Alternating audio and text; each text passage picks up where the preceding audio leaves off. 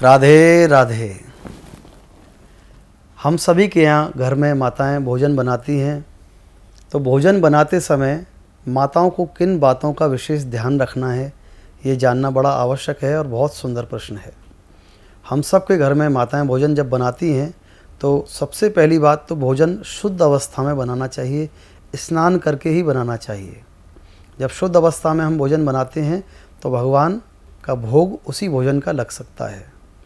दूसरी बात, भोजन बनाते समय आपके मन, आपका विचार जैसे होंगे आपके भोजन में वही प्रवेश करते हैं और खाना खाने वाले जो भी लोग हैं उनके मन, विचार, बुद्धि उसी तरीके से बन जाती हैं।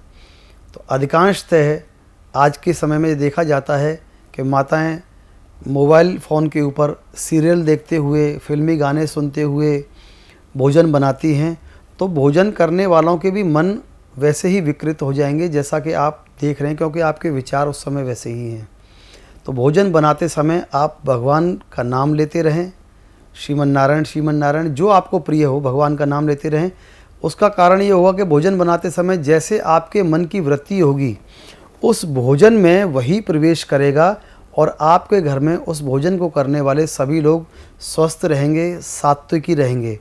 तो घर में जब भी भोजन बनाएं इस बात का विशेष ध्यान रखें कि शुद्ध अवस्था में बनाएं, बिना स्नान किए हुए ना बनाएं, ताकि ठाकुर जी का भोग लग सके।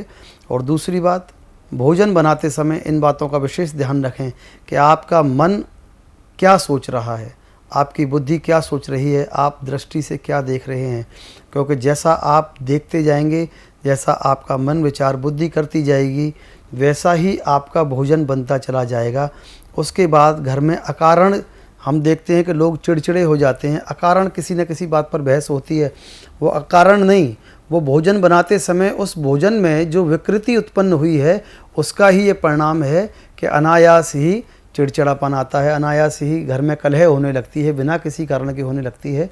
तो इस बात का सभी माताएं विशेष रूप से ध्यान रखिए कि स्नान करके भोजन बनाएं और जो भी भोजन बनाएं शुद्ध सात्विकी भाव से बनाएं, भगवान का स्मरण करते हुए बनाएं, ताकि उस भोजन में वैसे ही गुण उत्पन्न हो और भोजन करने वाले के मन में भी वैसे ही भाव जागृत हो जाएं।